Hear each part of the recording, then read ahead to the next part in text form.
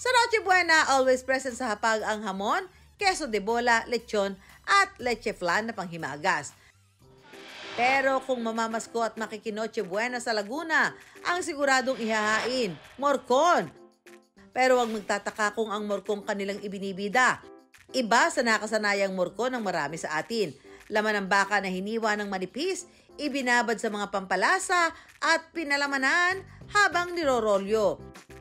Dahil ang bersyon ng morcon ng mga taga-Kabuyaw, preskong presko dahil hubad. Yan ang morcon hubad o mas kilala naman sa Binyan na morcon lalag. Morcon din pero hindi siya rolled. So it's like caldereta or mechado pero instead na chunks yung beef niya is thinly sliced. Then it still has the same stuffing or ingredient like those sa morcon. Parang nakaladlad. So unrolled. Sa culinary history nila, mga taga Laguna kasi gusto nila yung masarap pero with the ease of preparation. Impluwensya raw ng mga Kastila ang morcon. Sa Espanya kasi, ang morcon ay isang uri ng sausage o chorizo na ipinapalaman sa bituka ng baboy. Ang morcon namang nakasanayan na natin na nakarolyo, hango sa putaheng roulade ng France at ballotine ng Germany. Nag-originate yan dito sa Pilipinas during the Spanish colonization. During celebratory offerings, sineserve yung morcon ng mga Spaniards sa mga royalties at sa mga visitors nila. Then, inadapt natin mga Filipino ang morcon. Actually, they changed it Kasi ang morcon talaga during that time is a type of Spanish sausage. Ang ka-wonder nating si Roselisa na isang certified cookerist mommy, bagamat excited sa Pasko, hindi raw makapag-all-out celebrate ngayong taon. Ipinagluluksa pa rin nila ang pagpanaw ng kanilang ina. So, hindi ko makakalimutan kasi every Pasko, magkakasama kaming nagla-lunch. Ang Pasko ay pagsasalo-salo namin, especially ng mami ko, kung saan ako natutong magluto. Kaya, special sa akin yung morcong hubad. Kinalakihan na raw niya ang morcon hubad sa mesa tuwing Noche Buena. Naging banding na rin daw nila noon ng paggawa nito kasama ang kanyang mga kababata. Nung kabataan namin, doon kami nagsasama-sama din ang aming magkababata, no? Lalo na yung Pasko, ganyan, magkakainan kami. Kahit may mga kanya-kanya kaming handa, magkakainan pa rin sa kanya-kanilang bahay o sa kapitbahay, ganyan. Then nagsasalo-salo kami, so masaya. Kahit malayo-layo pa ang Noche Buena, isi-share na sa atin ni Roselisa ang kanilang heartwarming recipe ng morcon hubad.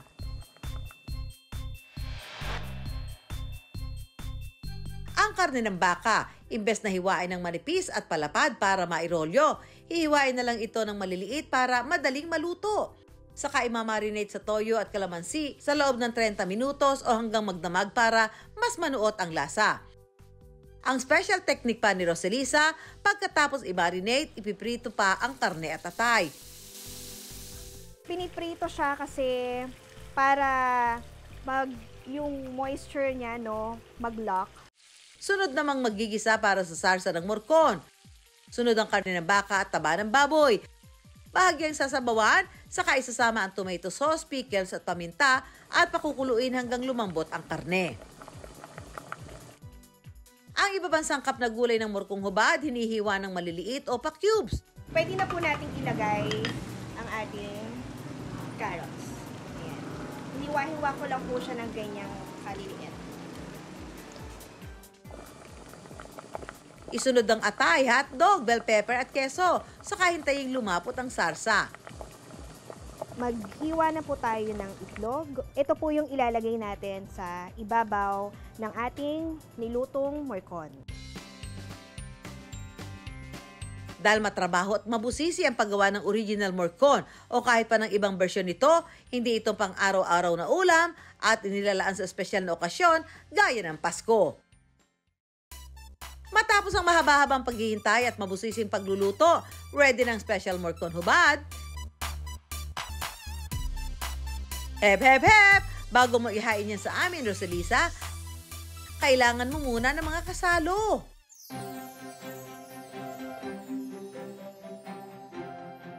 just like the old days. Eto na. Eto na nga, yung hinihintay natin. Yes, di ba? Noche Buena. Nasama-sama tayong Yes. tatlo. Friends forever. What happened and happened. Sad or happy. Eto na. Ako muna. Luto na ang ating murgong hubad.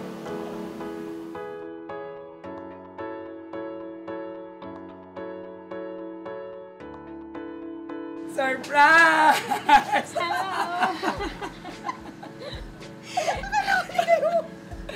Hello. Oh, ayan, for you.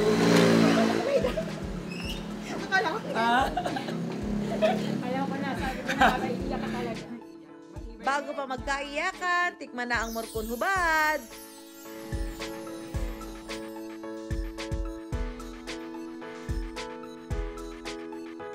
Pag nakita namin yung murkong hubad, nasa pagkabata na naman kami, kukuha kami ng bahaw. Silang nga magsasalo-salo, ipapainit namin yung hapon sa gabi. Yun pa rin ang ulang hanggang sa kinabukasan. Yes. Lambot. Tsaka, Yung lasa. oo, ganun pa rin. Hindi siya ganun maalat. Sakto lang.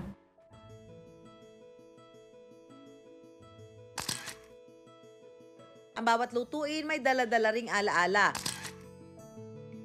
Hindi ko kasi mapagpapalit yung kabataan namin. Kasi nga, hindi kami magkakadugo, pero tinuring namin yung sarili namin na magpipinsan, magkakapatid. Hindi lang daw tiyan ang nabubusog ng murkong hubad ni Roselisa, pati raw ang pusong nangungulila ngayong Pasko.